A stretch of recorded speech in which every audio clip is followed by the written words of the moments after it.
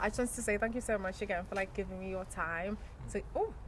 Oh wow, splinters everywhere. My God. But anyway, just be careful. Just be careful, guys. Yeah. Health and safety. It's okay. But I just wanted to say thank you so much again. So I'd love to know just a little bit more about yourself and like obviously where you were born, and how your journey and your life experience led you to Princeton and Birkenhead. Okay, fair enough. Okay. Kind of feel on the spot now. It's okay, because I think it's a bit like, you know, before when I was just speaking about my own life experience and like because I think really the purpose of this is just to try and understand your lived experiences in Birkenhead, because I grew up in Liverpool, like I was saying before, and I think being Zimbabwean, having been born in Zimbabwe and not having a community around me that I felt like I could identify with.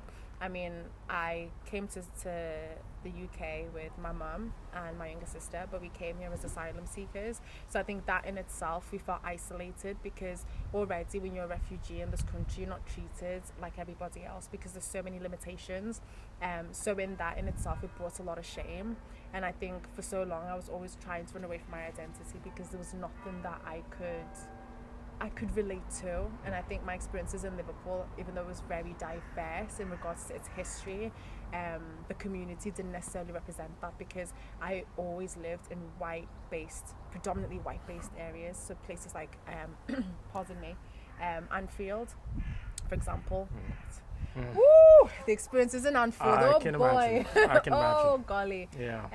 And then Dingle, and then obviously we were moved to Egbert Street, so that's near Smithdown. So that in itself, the close that we're in was a little bit more diverse. And because then I was able to go through Toxteth and I had creative outlets that I was able to go to. So this is when funding was still available. So I'd go to a lot of dance classes, acting classes. So then I was able to be open to different spaces that allowed me to creatively express myself as an individual, but for me to also discover the talents I had within that. It was almost like a saving grace in comparison to my external environment. So I just wondered a bit more about how, obviously, you came about to being here in Birkenhead and living in Prenton, and how you feel, obviously, being here, and whether you feel like you belong or whether you feel like you are understood, and whether the culture within the Wirral allows you to be yourself and be your most authentic self, whatever that may be. Right, okay. Oh, you touched on a few things there. I don't want to kind of jump all over the place, but I mean, what you said kind of like it mirrors my own experiences when I was here as well. Like when I first got here, I was in London first, and I came with my then girlfriend, and we were trying to find a place, and it was too expensive. Obviously, we couldn't find a place, so the first experience I had that made me sort of stop was we went to the housing association to ask for assistance, and they were just totally dismissive of us basically, and at the end of it, the lady just like went in a huff. She just went, well, you know what, we've got a housing crisis going on in London here anyway, so there's nothing we could do for you. So I said, well, then what do you expect us to do? And she said, go back to your country. And that was basically it. We got up and left. And like if I knew then what I know now, like I wouldn't have let that go at all. Like not even remotely. But because we were still new here, and I didn't know things. We just let it go. I knew it was wrong. Like I knew, like right from the beginning, I knew what she meant by that. Like, you know, but I didn't have the whole, well, you know, I am British. You know, like, you know, I just like I have the right to be here. I have a British passport, and it was that was the first experience that was just very jarring, to be fair, because coming from Bermuda, where it is naturally, it is diverse and multicultural, like, you know, obviously that history's there, it's everywhere, but when I was growing up, it was like we were getting past that sort of thing, like, you know, getting past the whole racism and prejudice and all that nonsense. So to come over here and then experience it, it's quite something, especially considering I've gone to like America my whole life since I was a kid. I've traveled there multiple times, and I've never experienced it there, like ever once. and that's the place everyone talks about. It's the most common, but I never experienced it there, and it was just something to be here in like a few months and have somebody say go back to your country, and somebody working for the government as well. On top of that, was just it was just insane. So that kind of put a sour taste in my mouth, and I talked to my girlfriend that same night, and we were like, maybe we should go back. But by that point, we had been here for a good few months, and I had spent thousands of pounds in the hotels, because obviously we were staying in hotels, trying to find a place. So I just didn't want to turn back at that point. To be fair, we didn't want to turn back, I should say, because it felt like it would just be a waste of time. So we just kept pushing, and we found another place outside of London that was in Tilbury, and we literally tried to get this place for a good month, and they just sent us around in circles. First they said they need proof of our previous address, which obviously we didn't have an address because we had only just moved here, so I had to contact my bank from back home and get them to fax over my address. Then they were giving me issues about my passport, saying that my passport wasn't valid enough. I had to go to the government and get them to write a letter saying that I'm entitled to live here, despite that I had a British passport. After going through all of that, they turned around after jumping through all the hoops. They turned around and said, oh, actually, the landlord only wants somebody who's employed, so we're not going to take you on. By that point, I basically spent up all the money that I had saved when I came over here. So I had like, I don't know, I had like £1,000 left. Sorry. No, thank you. Thank you very much. So, yeah, but by that point I was running on bare bones money. My ex, she was with me, so I was paying for her as well, and we just didn't know what to do. So luckily I had a cousin up in Warrington, so I was just talking to her about it, and she was like, just come stay with me and you'll figure it out from there. So I ended up in Warrington, which was a really nice small community, but very nice. People there were nice, and I just found a place in Liverpool. So long story short, because that's a long story in and of itself, I got over to Liverpool, found a flat in Toxteth on Granby Street, and well, that's how I got here basically. Okay. Yeah. So was it through Granby? Then did you end up being like, did you get council accommodations that moved you to Prenton, or how did you end up obviously over the water? Oh, so it was a private flat in on Granby Street, but I did not have a good experience there at all. And what year was this? 2014, 2015, between there. I just didn't have a good time there. It was very, very peculiar to be treated like a second-class citizen by, how do I put it? By black people. Like, my experience with, I don't know, maybe it's the accent, but my experience with black people when I was there was just, they would be cool until I would open my mouth and speak, and then they would hear me, and it would just be like, oh, he's American. And the flat that I was staying in was run by, it was owned by like a Muslim guy. He's one of the nicest guys I've met since I've been over here. He showed me around Liverpool as well. Showed me a lot of the ropes. But in that flat, it was a group of, basically everyone in the flat was like single dudes basically, and like you had Andre, who was a great dude. He was from Czechoslovakia. Well, he was born there like when Czechoslovakia ended. I'm starting to ramble now. See, this is why I didn't want to. It's your story. Okay, right. So there was Andre from Czechoslovakia. There was Abdul. They were both from Afghanistan. And then there was Peter. He was the local. Then there was my friend Louis, who I'm still friends with, from Spain. It was a nice little diverse little group, but yeah.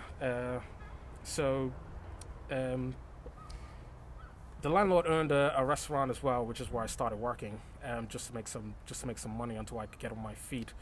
And they all worked in the restaurant as well, and it was just, that wasn't a good experience either, because again, it's one thing to experience this sort of stuff from, I'm sorry, from white folk, because it's kind of expected. Like, well, it's not expected. it's expected, right? But when it comes from black people, from Africans, or from like Arabs, from other people who you would think wouldn't be like that, it's quite something. And it was probably one of the loneliest times of my entire life, because I felt like even people that I should get along with here like look the nose down at me, because it's like, oh, you're American coming over here and all of that stuff, and it's like I'm not American. And I got into an argument about Abdi over this once, and he called me a Yankee bastard, and we almost got into a fist fight because I was just like, I'm not gonna lie, I got a bit bad as well. I was like, well, you're not even English, so what's the right of you to say that to me? Which is wrong. I admit that's wrong, but it was just like, you're giving me this attitude and you're not even English yourself. Like, you should be the last person this should be coming from. So eventually I ended up moving from there because I was staying above a shop at the end of Granby Street, and the guys who owned the shop were just not nice either. They were all from like Kurdish. They were all Kurdish. And it was the same thing. Like, you Yankee, you American, yada yada yada. And there was an issue because the flat kept, whenever I take a shower, the water kept leaking down into their takeaway. So they'd have customers, and then there'd be water leaking from the ceiling when I'm taking a shower.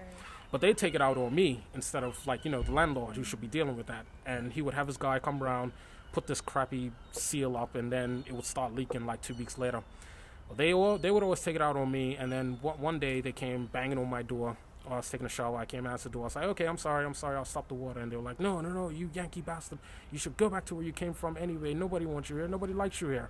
I was just like, again, the same thing. I was like, mate, you can, I know it's wrong, but like, what else am I supposed to say? I was like, mate, you can barely string 2 sentences together, like, and you're saying this to me. Like, what is happening? What is going on? Why am I being treated like this by everybody? And that was basically my experience in Granby Street the entire time. It's like everybody looked the nose down at me. Black people, white people, foreigners, everybody. It was quite something. And is this what, do you think this then motivated you to move over It the water? 100% motivated me to move. I didn't want to be there anymore. And I told Andy, I told the landlord multiple times, I said, mate, you need to talk to these guys because something's going to happen. Like, something's going to happen. Like, and I didn't want it to happen. Like, I'm not a violent person. I abhor violence naturally. But unfortunately, it just happens. It happens. So because I've been in that situation before, I said, Andy, something's going to happen. I know something's going to happen, right? And if these guys come at me, if multiple guys come at me, I am going to defend myself in a way like I'm going to grab a knife or something, and somebody's going to die. Like, you need to sort this out. And he just didn't. He went and talked to them, right? But he would just come back to me and be like, oh, well, they said this and they said that, but they said that they don't mean it and all of this. And I sorted it out. And then it would happen again, and it's just like, I can't deal with this anymore, so I ended up leaving. So, like, when you finally did come, but, like, I think thank you for sharing your experiences as well, because I know, like, sharing such experiences is really hard, so thank you for doing that. And, when you did end up moving over the water, for example, because of these experiences that you were going through that were really painful and triggering, did you have anyone that you knew when you moved here, or was it, so, like, tell me how you ended up then going through the process of living here and how you found the culture to be in the Wirral. Okay. Well, before we get into that, I just want to point out one last peculiar thing about Liverpool that I noticed in a few months of living there. I had this conversation with my landlord, and he agreed with me, was how segregated it is. Like, you go to Toxteth and it's mostly black and brown people, and you go to Anfield and it's mostly white people, and it's like at the same time I was constantly meeting Scousers and having them tell me, like, how diverse and open and this whole one people sort of mentality, and I'm learning about things and I'm seeing things that just aren't mashing with what all the white locals are telling me.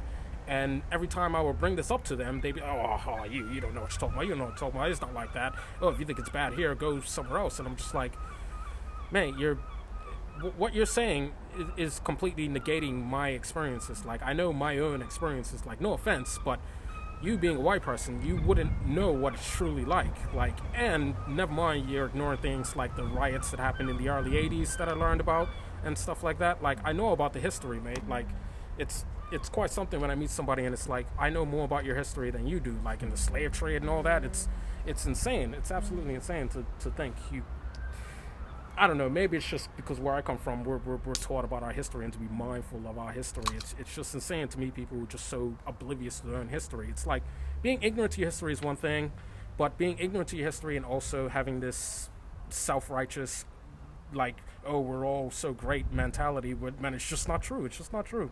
It annoyed me, to be perfectly honest. And I get into this conversation with people, and they'd scoff when I'd say, I've had racist experiences. I've had people tell me go back to my country, and they more or less try and invalidate my experiences or act like I'm exaggerating or whatever. But I've had multiple other experiences with other friends around, with white friends around, which oddly makes me feel better because it kind of validates what I'm saying. Like, this stuff does happen. Like, it does happen. Like, and it's just really something. Like, it's really something. Like, the amount of times I've had this conversation, and I don't bring it up. People bring it up to me. By the way, people always bring it up to me, especially over here in Birkenhead. Like, oh, you're black. What are you doing over here?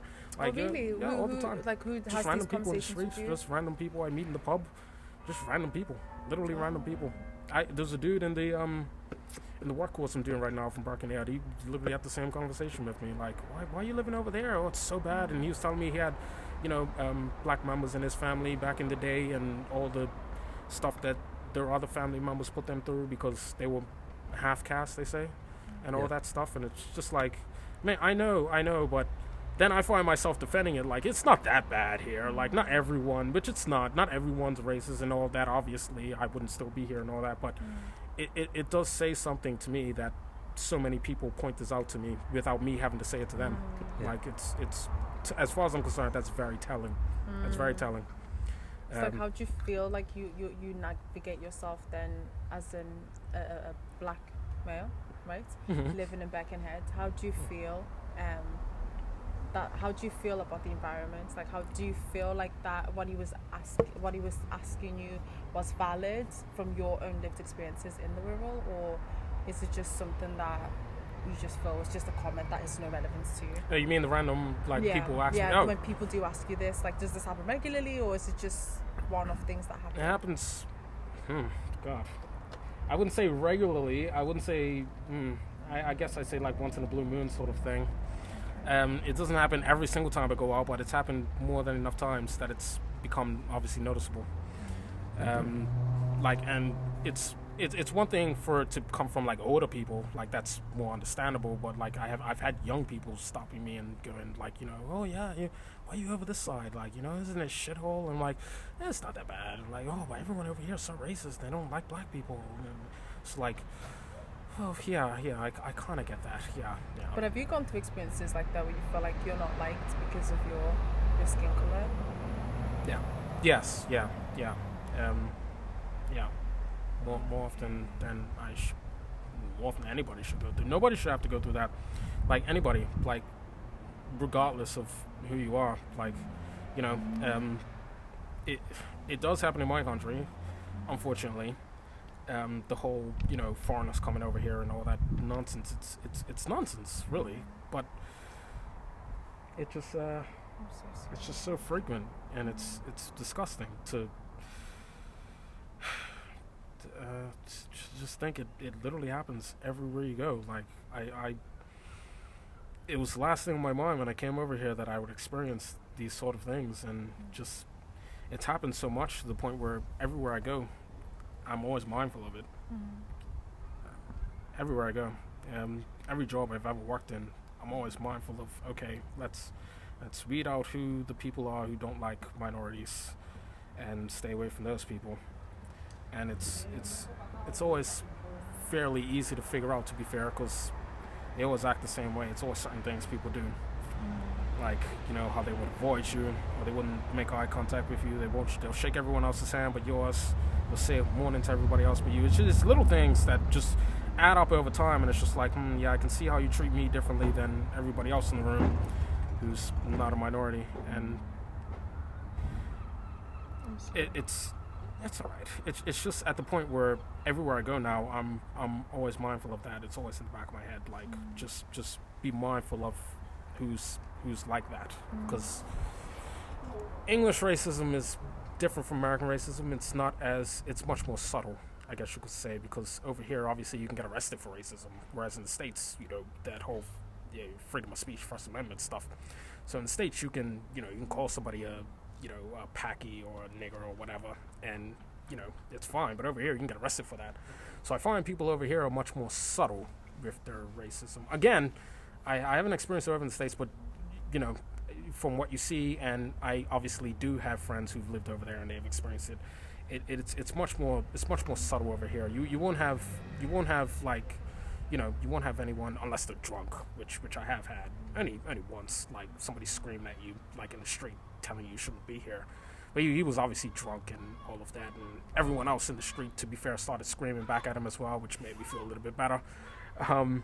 But yeah, I'm starting to ramble again. I'm sorry. No, you're really not. Like, thank you for doing that. 'Cause I hope in a way, as you speak about these things, it allows you to also heal. Like, so you're not keeping it within yourself.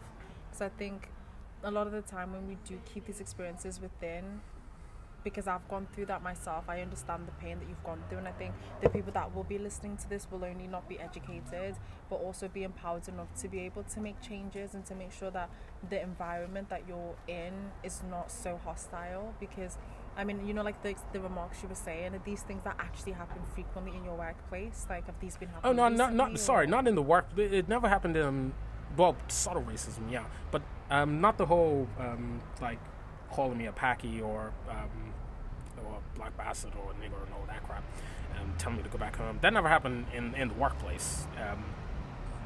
Nobody would have gotten away with that in the workplace. I would have destroyed them. But those were just like randoms in the street. in Birkenhead. Yeah, Birkenhead and Liverpool, yeah.